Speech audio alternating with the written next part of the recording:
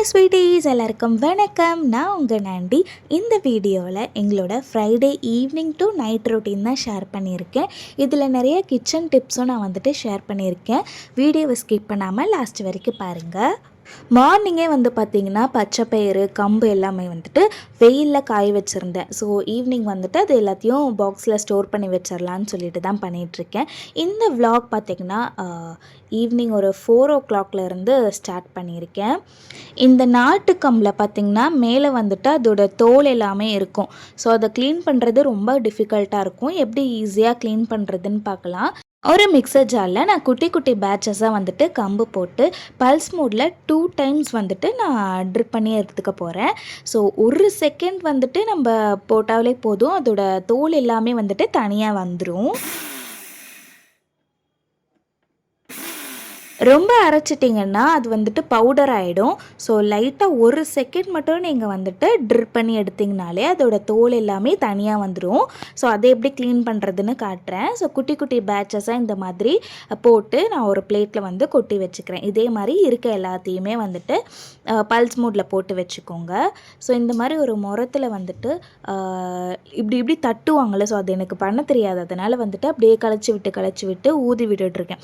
நீங்கள் பார்த்திங்கனாலே தெரியும் எவ்வளோ அதோட தோல் இருக்குது அப்படின்ட்டு. ஸோ இதெல்லாமே ப்ராப்பராக க்ளீன் பண்ணிட்டு தான் நம்மளால் யூஸ் பண்ண முடியும். அந்த முரத்தில் போட்டு தட்டுறது உங்களுக்கு வருது அப்படின்னா அது அப்படி பண்ணிங்கனாலே ஈஸியாக வந்துடும். எனக்கு அது வரலை அப்படின்றதுனால எனக்கு இந்த ப்ராசஸ் கொஞ்சம் டிஃபிகல்ட்டாக தான் இருக்குது. எதனால் நான் ப்ராப்பராக வீடியோஸே போடுறதில்ல அப்படின்னு சொல்லி கேட்டிங்கன்னா, மேரேஜ்க்கு முன்னாடி இருந்த லைஃப் ரொட்டீனுக்கும் இப்போ இருக்க ரொட்டீனுக்கும் நிறையவே சேஞ்சஸ் இருக்குது. ஸோ இப்போ தான் கொஞ்சம் கொஞ்சமாக நான் எல்லாத்தையுமே மேனேஜ் பண்ண கற்றுட்ருக்கேன். ஸோ இதுக்கப்புறம் வீடியோஸ் ரெகுலராக போடுறதுக்கு ட்ரை பண்ணுறேன். ஸோ இந்த மாதிரி க்ளீன் பண்ணிங்க அப்படின்னாலே ஃபுல்லாகவே க்ளீன் ஆகிடும். இருந்தாலுமே ஒரு டைம் நான் ஜலிச்சிட்டேன். ஸோ அதில் குட்டி குட்டியாக இருக்க பார்ட்டிகல்ஸ், அதுக்கப்புறம் கல் எதாவது இருந்துச்சுன்னா கூட வந்துடும். க்ளீன் பண்ணி நான் வச்சுட்டேன். நெக்ஸ்ட் ஃப்ரைடே ஈவினிங் விளக்கேற்றணும். ஸோ அதுக்கு முன்னாடி வெசல் வாஷிங்லாம் முடிச்சிடலாம் அப்படின்னு சொல்லி வெசல் வாஷ் பண்ணிகிட்ருக்கேன். ரெகுலராக வீடியோ வராததுக்கு மேரேஜ்க்கு அப்புறம் இருக்க லைஃப் ரொட்டீன் ஒரு ரீசனாக இருந்தாலும் என்னோடய பாடி அடிக்கடி சிக்காகிட்டே இருந்தது. ஸோ அதுவும் ஒரு மேஜர் ரீசன் தான் நான் சொல்லுவேன். வெயிட் கெயின் ஆனதுனால எனக்கு ரொம்ப கில்ட் ஆகிடுச்சு. எனக்கு வீடியோஸ்லாம் எடுக்கவே தோணலை.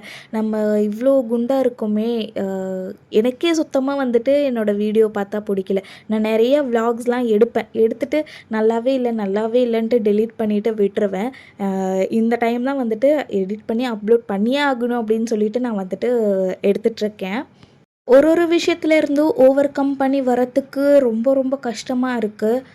இதுக்கப்புறமாச்சும் 2 சேனலையும் ப்ராப்பராக ரன் பண்ணணும் அப்படின்னு சொல்லிட்டு தோணியிருக்கு. ஸோ கண்டிப்பாக உங்களோட சப்போர்ட் இல்லாமல் என்னால் எதுவுமே பண்ண முடியாது. Keep supporting me.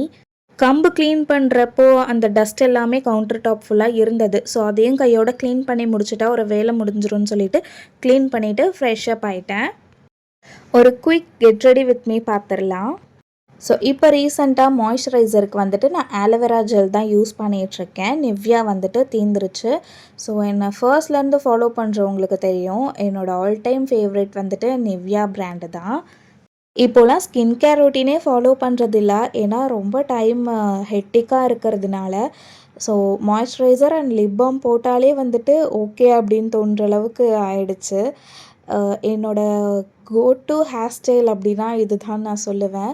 ஸோ எத்தனை பேர் கூட ரிலேட் பண்ணிப்பீங்கன்னு தெரியல. நிறைய கேர்ள்ஸுக்கு ஃப்ரண்ட்டில் ஹேர் கட் பண்ணிக்கணும்னு ரொம்ப ஆசையாக கட் பண்ணிப்போம்.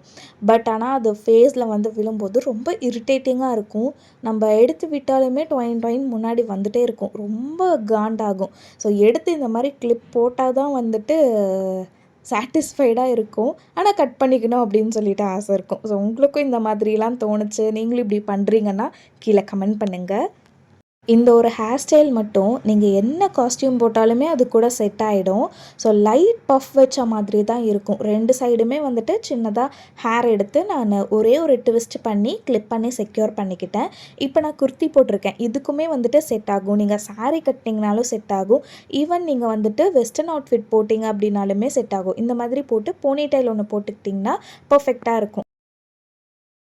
ஆக்சுவலி எனக்கு பயங்கரமாக ஸ்வெட் ஆகும். அதனாலேயே எனக்கு மேக்கப் பண்ணிக்கவே தோணாது. ஒரு மாய்ஸ்சரைசர் போட்டு ஒரு லிப் பாம் போட்டாலே போதும் அப்படின்னு சொல்லிட்டு தான் எனக்கு தோணும். பட் இன்றைக்கி ஃப்ரைடே வெளியில் போகிறோம் அப்படின்றதுனால என்னோடய ஆல் டைம் ஃபேவரட் பான்ஸ் பவுடர் வந்து போட்டுக்கிட்டேன். அண்ட் பொட்டு வந்து பார்த்திங்கன்னா எப்போயுமே வாட்டர் ப்ரூஃப் ஐலைனர் தான் நான் வந்துட்டு யூஸ் பண்ணுவேன். ஆனால் ஐலைனர் வைக்கும் போது மட்டும் நான் நார்மல் டாஸ்லர் ஐலைனர் தான் யூஸ் பண்ணுவேன். ஏன்னா அது நம்ம வாட்டர் ப்ரூஃப் போட்டோம் அப்படின்னா வந்து ஃபேஸ் வாஷ் பண்ணும்போது ரொம்ப கஷ்டமாக இருக்கும். தேய்க்கிற மாதிரி இருக்கும். அதனால் வந்துட்டு பொட்டு வைக்கிறதுக்கு மட்டும் நான் வாட்டர் ப்ரூஃப் ஐலைனர் வந்து யூஸ் பண்ணிப்பேன். ஸோ குயிக்காக வந்து ரெடி ஆயாச்சு. இப்போ சாமி ரூம் க்ளீன் பண்ணி விளக்கேற்றிடலாம்.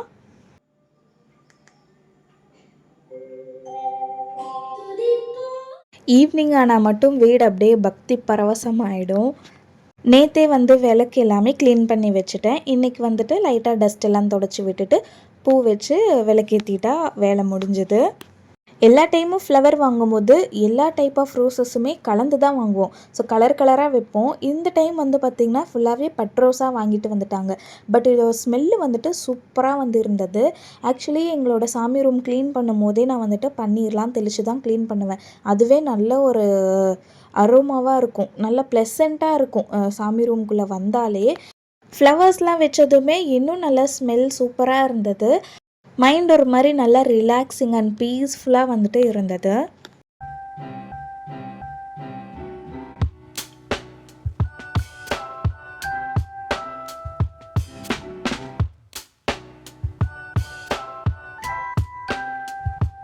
இங்கே வந்து ஃப்ரைடே மார்க்கெட் போடுவாங்க. ஸோ காய்கறிலாம் நல்லா ஃப்ரெஷ்ஷாக வாங்கிட்டு வந்துட்டால் ஒரு வாரத்துக்கு வச்சு யூஸ் பண்ணலாம். லாஸ்ட் வீக் வந்துட்டு ஊருக்கு போனதுனால வாங்க முடியல. அதனால் இந்த வீக் கண்டிப்பாக போய் வாங்கி தான் ஆகணும். ஸோ நாங்கள் கிளம்பும் போதே க்ளவுடியாக தான் இருந்தது. போனதும் வந்துட்டு பார்த்திங்கன்னா ஒரு கடைக்கு தான் போனோம். அதுக்குள்ளே ஃபுல்லாக மழையில் நனைஞ்சிட்டோம். எனக்கு மழையில் நனையிறது ரொம்ப பிடிக்கும். ஆனால் காய்கறிலாம் நனைஞ்சிட்டா வேஸ்ட்டாக போயிடும். அதனாலேயே டக்குன்னு வாங்கிட்டு வீட்டுக்கு வந்துட்டோம். வீட்டுக்கு வந்த கையோடு வந்துட்டு காய்கறிலாம் எடுத்து ஸ்டோர் பண்ணி வச்சிடணும். அப்படி இல்லைன்னா எங்கள் 2 பேருக்கும் சலுப்பாயிரும் எடுத்து வைக்கிறதுக்கு. ஸோ அவங்கக்கிட்ட கொஞ்சம் அப்படியே கொஞ்சி எடுத்து வச்சிடலான்னு சொல்லிட்டு ஐஸ் வச்சு 2 பேரும் சேர்ந்து வந்துட்டு எடுத்து வச்சிட்டோம். ஸோ இந்த கீரை வந்துட்டு கிடச்சிது, மணத்தக்காளி கீரை. அதுதான் நாளைக்கு வந்துட்டு சமையலுக்கு யூஸ் பண்ண போகிறேன். எனக்கு கோவக்காய் ரொம்ப பிடிக்கும். அதுவுமே வந்துட்டு வாங்கியிருந்தேன். இந்த டைம் வந்துட்டு புதுசாக இந்த பீக்கங்காய் வந்து வாங்கியிருக்கேன். இது வரைக்கும் செஞ்சதே இல்லை. இனிமேல் தான் செஞ்சு பார்க்கணும். மற்றபடி எப்பயும் போல் கேரட், பீன்ஸு, வெங்காயம், தக்காளி எல்லாம் வாங்கிட்டோம். இந்த டைம் பூண்டும் சின்ன வெங்காயம் தான் வாங்க முடியல. மழை ரொம்ப வந்ததுனால டக்குன்னு வீட்டுக்கு வந்துட்டோம். ஒரு வாரமாகவே ஈவினிங் ஆனாலே மழை வந்துடுது. உங்கள் ஏரியாவில் எப்படின்னு சொல்லி கமெண்ட் பண்ணுங்கள். காயெல்லாம் எடுத்து வச்சதுக்கப்புறம் கீரையும் வந்து பிச்சு வச்சாச்சு. காலையில் எந்திரிச்சு கட் பண்ணி சமையல் செஞ்சிட வேண்டியது தான். எப்பயுமே சந்தைக்கு போனால் நாங்கள் இந்த மாதிரி ஃப்ரெஷ் பட்டாணி வாங்கி அதை உரித்து வச்சுப்போம். இதை எப்படி வந்துட்டு 1 மந்த் வரைக்கும் ஸ்டோர் பண்ணலாம் அப்படின்னு சொல்லிட்டு பார்க்கலாம். ஒரு அகலமான பாத்திரத்தில் தண்ணி எடுத்துக்கோங்க. லைட்டாக இந்த மாதிரி பபிள்ஸ் வரப்பயே நம்ம உரித்து வச்சுருக்க பட்டாணி இதுக்குள்ளே போட்டுடலாம். இந்த மாதிரி ஒன்றா மேலே எந்திரிச்சு வரும். ஸோ சிம்மில் வச்சுக்கோங்க. அதுக்கப்புறம் காட்டன் கிளாத்தில் வந்துட்டு இதை ஃபுல்லாக பரப்பி விட்டு ஃபேன் காற்றுலேயே காய வச்சிங்கன்னா இந்த மாதிரி ஈரப்பதம் எல்லாமே உறிஞ்சு சுருங்கிடும். இதை ஒரு பாக்ஸில் போட்டு நீங்கள் ஃப்ரீசரில் வச்சிங்கன்னா 1 மந்த் வரைக்குமே வந்துட்டு இதை யூஸ் பண்ணலாம். ஆனால் இது நாங்கள் 1 மந்த்துக்குள்ளேயே எப்படியோ காலி பண்ணிடுவோம். நீங்களும் ஃப்ரெஷ் பட்டாணி வாங்கினீங்கன்னா இந்த மாதிரி ட்ரை பண்ணி பாருங்கள். எல்லா ஒர்க்கும் முடிச்சு எல்லாமே க்ளீன் பண்ணி வச்சாச்சு. நைட்டு டின்னர் சாப்பிட்டு தூங்க வேண்டியது தான். அவ்வளோதான். இந்த வீடியோவோட எண்டுக்கு வந்துட்டோம். இந்த வீடியோ உங்களுக்கு பிடிச்சிருந்தா மறக்காமல் லைக் பண்ணுங்கள். நம்ம சேனலை மறக்காமல் சப்ஸ்கிரைப் பண்ணிக்கோங்க. பாய்.